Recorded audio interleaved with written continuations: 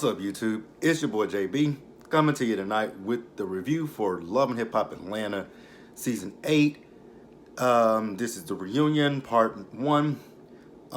So we're gonna do it like I always do the reunions. The fashions for everybody, atrocious as fuck. Just gonna put that out there. Kendra's wig, hated it, loved her outfit. Actually, the person that I liked by far at the reunion, which we didn't see her in this part, was Akbar V. I thought Akbar V looked, amazing. But, everybody else looked blah, blah, blah. So, our host for the reunion is none other than Nina Parker. So, we're just going to go ahead and just start with the video. Alright, so we're going to go segment by segment. So, it was technically 5 different segments, but we're going to include 2 of them together because it's all about Carly and her bullshit.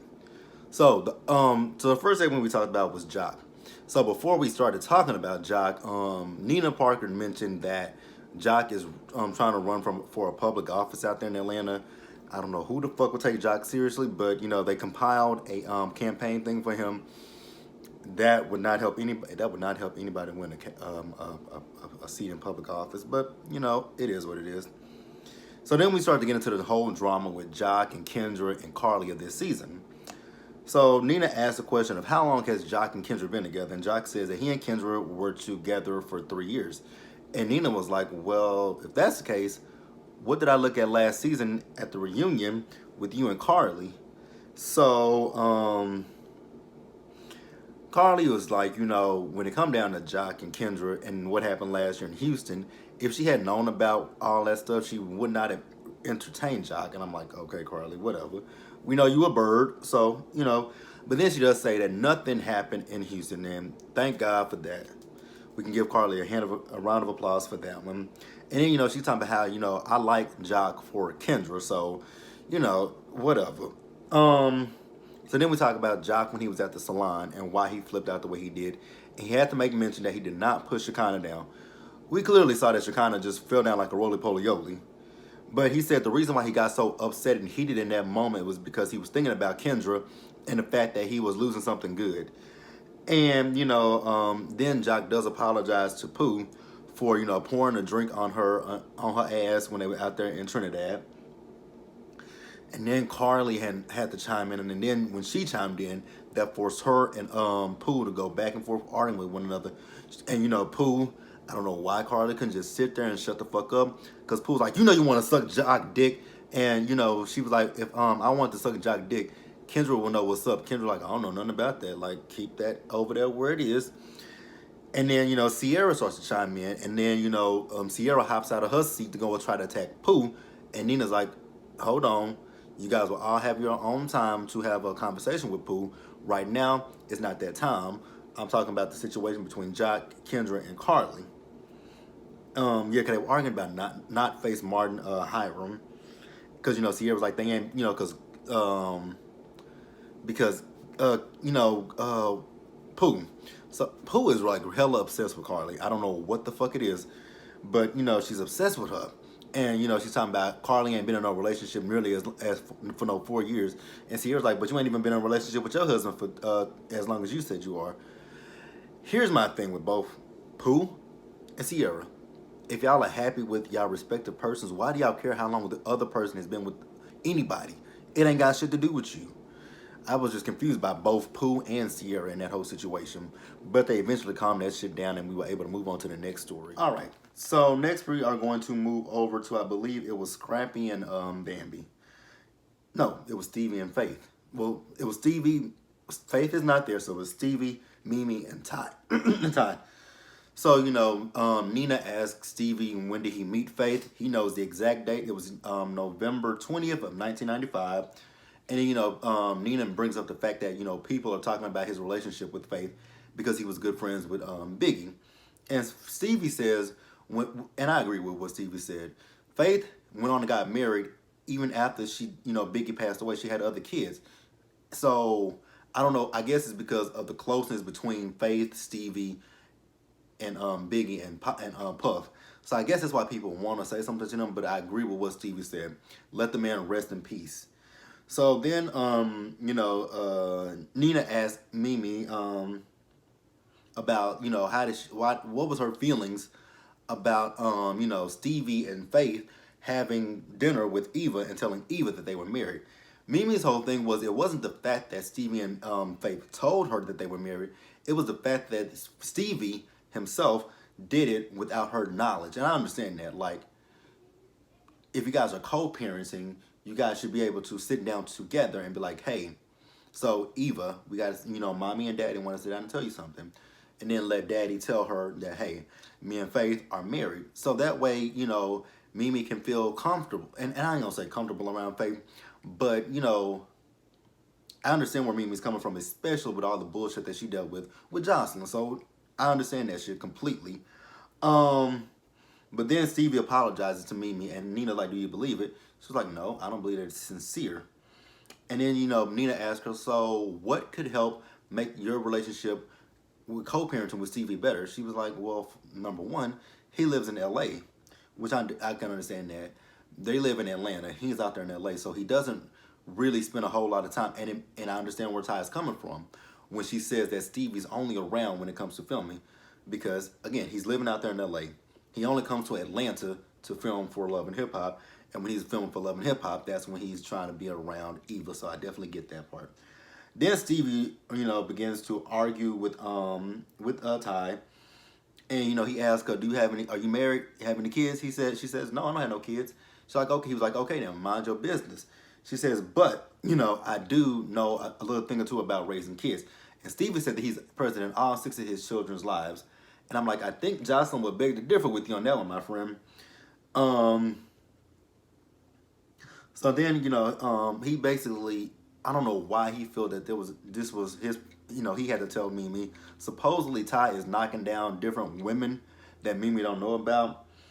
And, Stevie, he's been an asshole because he was talking about how, oh, I love Ty. Me and Ty are cool.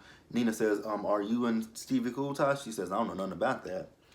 And so then he begins to say that when it comes down to Eva and Mimi and Ty, he wants her to be in a steadier relationship. And I'm like, the pot calling the kettle black. You pretended like you were married to Jocelyn for what, 3 seasons, and now you just now get into a relationship with Faith, and you talking about a steady fucking relationship? Like, get the fuck out of here. So then they asked the question of, why did Stevie want to see Ty in some pumps and a skirt? Perverted. Like, it's perverted. It's his ego. It's everything about Steve. That's why Stevie did what he wanted. That's why he wants to see her in a skirt. First of all, he can't grasp the fact that Mimi is with a woman and not with him or a man. It's his fragile masculinity. So then, Nina asked Mimi, so what's in the future for you and Ty? She says, well, Ty and I, first we got to figure out this long distance relationship. And I mean, I guess I understand that part. Ty is playing for the NBA, WNBA, and Mimi is filming this show. So they got to make their money. So they'll figure it out eventually. And I actually do like Ty and Mimi together. I do see when they post stuff about each other, and their love for each other definitely, it comes off as genuine, despite how Stevie feels, asshole. All right, so now we are moving over to Scrappy and Bambi and Erica. So I don't know what the fuck was up with Scrappy's beard, because on this side of his beard, it was cleaned up nicely, but right here, there was like a big piece of hair missing, and it was evident. I guess because as a man, I know a thing or two about doing beards, so it was just evident. So then, they talk about the issues between Cece and Bambi, and is she present in, Breland's life? And, Bambi is like, with the issues between she and her mom is not as present as she could, she would like her to be, but they'll get the shit together. And then, Nina asked Mama D about her issues with Cece as well. And in a nutshell, Mama D says, when it comes down to Cece, we are family. And like I just said, they'll eventually get the shit together. So then we're joined on stage by Erica. And, Erica's saying how things are good between she and Mama D, how Mama D calls and checks up on her and the twins. And at that point of filming, the twins were 5 weeks old. One twin would sleep, the other be awake. One twin would want to feed, the other one wouldn't want to feed. So they were basically running Erica around. So then, we start talking about the issues between Scrappy and Bambi and Erica. And Bambi feels like the issues with Erica is that she's jealous of them because she said after the last reunion that they were together, Erica went and got a restraining order against Scrappy. And do I believe that Erica's jealous of Bambi? I mean, I can see it, but I don't necessarily want to. I don't know. I really just don't know. But I mean, if she is, she gotta chalk that shit up and let it go because he's married. Um, so then Bambi and Scrappy start to argue with one another. I'm like, oh my god. And they were arguing about the communication issue between them. E-Money is 14 years old. So at this point, there's not really much communication that they should have with each other, I don't believe, because she's a teenager. So I would assume E-Money has a phone of her own. So they should. So when it comes down to who gets her, y'all shouldn't really be going through one another. Y'all should, text her and be like, "Hey, I'm coming to pick you up, and be ready when I get there." But they go back and forth with one another. They pull out their cell phones about child support and all that kind of stuff. How Scrappy's behind on it. I'm like, oh my god, y'all are both petty as shit. And he calls her a basic baby mama. Now I thought that was a little bit disrespectful. I really did. And I think everybody, all the women on stage were like, wait, Scrappy, chill out with that one. Even Mama D had made a face. So now I was really confused when Nina went to Rashida for some fucking advice. I'm like, you asking the one person on this stage, I mean nobody up there with kids. Let me think about somebody on this stage that has a good relationship with a good co-parenting relationship. Nobody.